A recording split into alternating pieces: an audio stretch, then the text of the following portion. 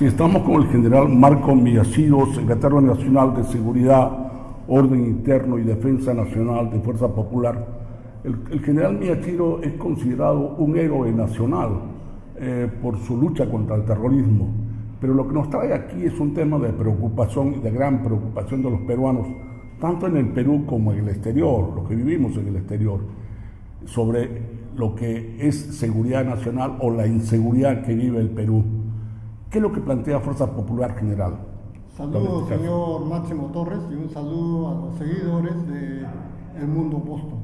Nuestra lideresa Keiko Fujimori lo que plantea a través de Fuerza Popular es llevar la conducción política en cuanto a la inseguridad que vive el país. Hemos vivido épocas de terrorismo en donde el gobierno, especialmente y casi exclusivamente el gobierno de Alberto Fujimori, tomó la conducción política contra el terrorismo para pacificar el país. ¿Y en qué consistió su estrategia? No utilizar exclusivamente a las Fuerzas Armadas. Él incluyó dentro de la lucha a las comunidades campesinas a través de los comités de autodefensa y desarrollo, incluyó a las organizaciones civiles, pero no solamente para la represión del terrorismo, también construyó caminos para que aquellos pueblos que no sentían la presencia del Estado se sintieran incluidos como peruanos y con una presencia de un estamento que se llama el Estado peruano, que en muchos lugares todavía están ausentes. Por eso es que la lucha integral contra la inseguridad no solamente va a contemplar mejoras a nivel del sistema de control, policía, Ministerio Público, Poder Judicial, Instituto Penitenciario, sino también, importantísimo, el sector de educación para la retoma de los valores morales, fomentar los valores en la juventud. También, por ejemplo, en el sector salud, donde la sanidad mental está sumamente afectada. Y esto es lo que contempla una lucha integral. Claro, general, hablando de la Fuerza Armada, la lideresa de Fuerza Popular, Keiko Fujimori, es de la idea de que las Fuerzas Armadas colaboren en la lucha contra la delincuencia. ¿La opinión suya es contraria? De ninguna manera. Estoy totalmente de acuerdo, y no solamente son opiniones políticas. Eso está contemplada en la Constitución Política del Perú.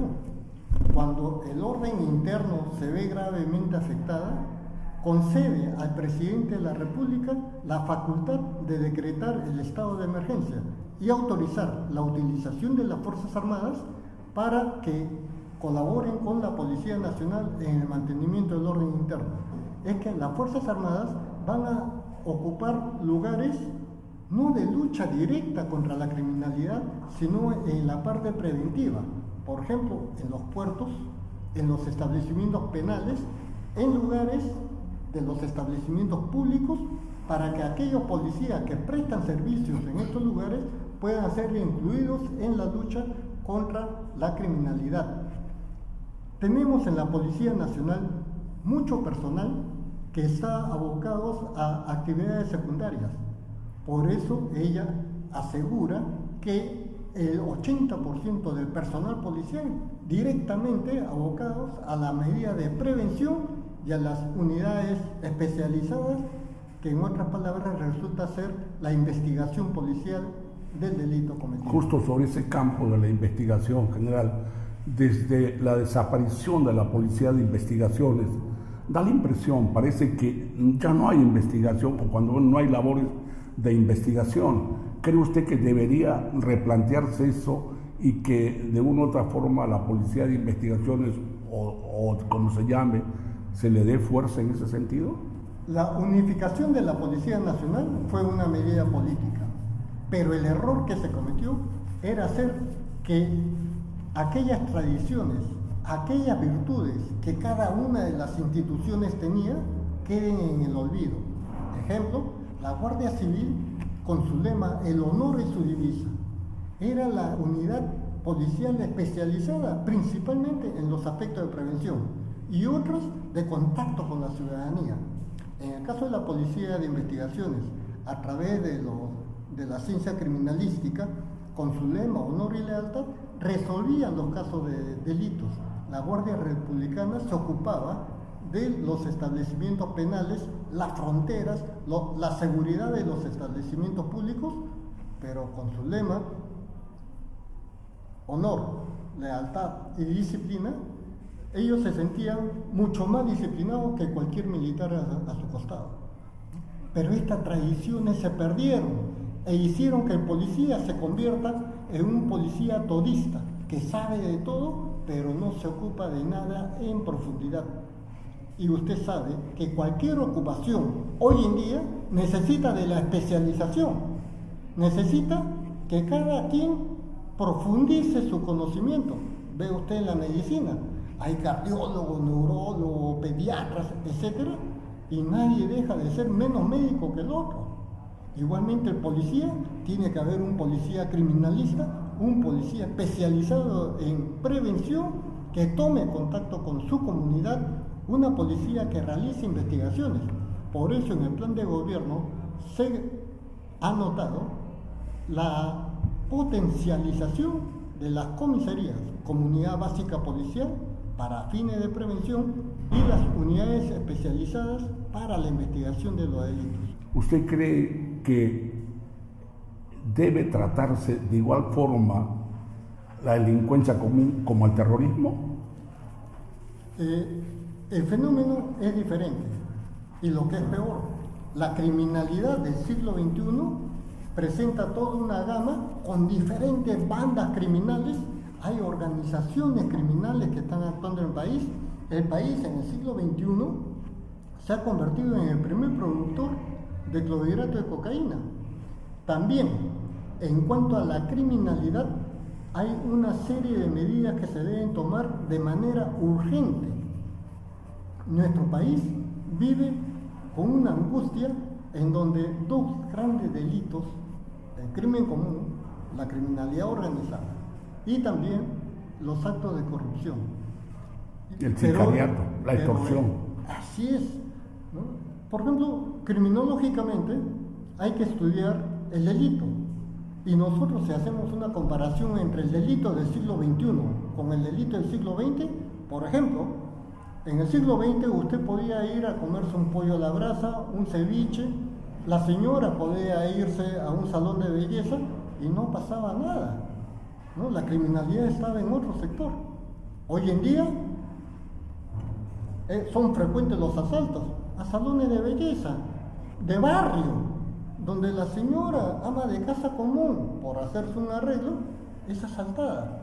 Los chifas, la cevichería, peor aún, los institutos educativos. Sendero Luminoso jamás atacó un centro educativo, tampoco atacó ningún circo. ¿Cómo es posible que esta banda de extorsionadores hayan lanzado armas de guerra, granadas de guerra, dentro de un circo, en institutos escolares, institutos educativos? ¿Cómo es posible? Y especialmente primarios, o sea que hay menores de edad, y estos delincuentes ya no tienen ningún tipo de freno. Y el Estado, o mejor dicho, el gobierno de turno, y me refiero a lo que han entrado desde 2000 al 2015, poco o nada han hecho. Incluso han puesto en ejecución el nuevo Código Procesal Penal, pero no les ha dotado de los medios adecuados, ni de los mecanismos de coordinación para que este nuevo Código Procesal Penal actúe de manera armónica y coordinada con el Ministerio Público, para que los procesos judiciales tengan verdaderamente, ya no inquisitivos, sino tengan pues, sea oral. ¿Por qué se ha llegado a este nivel de delincuencia? ¿Por qué hay tanta inseguridad en el Perú? ¿Y por qué los peruanos desde el extranjero miramos al Perú ya con otros ojos de desconfianza, de temor, de que no querer venir por una cuestión de... Yo le pongo un ejemplo simple en la lucha contra el terrorismo. El año 2000, cuando sale el presidente Alberto Fujimori, en la zona donde existía el terrorismo y el narcotráfico, existían 64 bases contraterroristas. Llega el gobierno del transitorio y luego el de Alejandro Toledo, y esas 64 se redujeron a 4. El gobierno aprista trató de mejorar, aumentó la base contra terroristas, pero lo que hizo fue lo que los terroristas están focalizados en una zona, incursiona el foco y ellos se dispersan, de tal forma que antes lo que era el valle del río N, Apurímac y N, ahora es Apurímac, N y Mantaro. Y si esto sigue así, la situación va creciendo. Bien, ¿y por qué aumenta también la criminalidad? Precisamente porque esa conducción política, ponen a un ministro, a los 6 meses cambian a otro.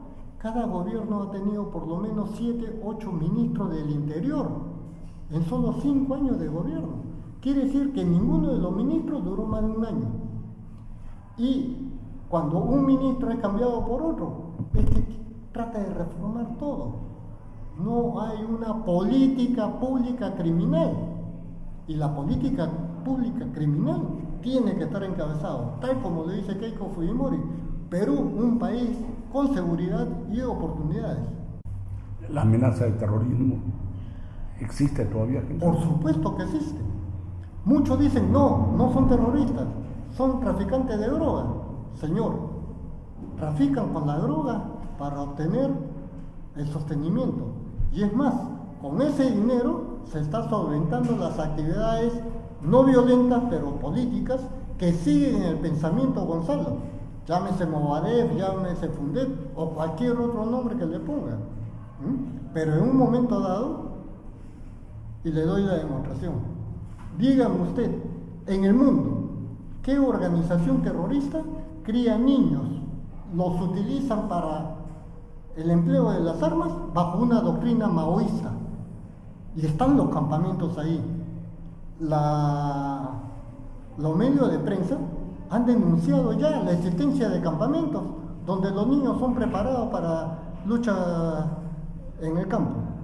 Los están convirtiendo en niños soldados. Y eso es un delito de lesa humanidad que el Perú no lo ha afrontado. En tiempo de Fujimori, el menor que cometía delito o cometía los hechos que son considerados delitos terroristas, era considerado como terrorista. Y aquel que por cualquier medio utilice a un menor de edad, cadena perpetua. Es decir, la lucha contra una modalidad criminal tiene que contemplar todos los aspectos, incluso el judicial, que hay que respetar la autonomía, sí señor, pero se debe actuar coordinadamente. Y estos gobiernos que han pasado en el siglo XXI en el Perú no lo han hecho. Nuestra lideresa Keiko Fujimori, con relación a la inseguridad ciudadana que sufren todos los ciudadanos peruanos en el Perú y en el extranjero, porque cuando mandan sus remesas también son víctimas de las modalidades llamadas marcas, aquellos que retiran dinero de las agencias y luego son asaltados camino a casa. Lo que nuestra lideresa Keiko Fujimori le garantiza es un país con seguridad y oportunidades. Y le aseguro que un gobierno de fuerza popular, tú, tus hijos y tu familia vivirán seguros.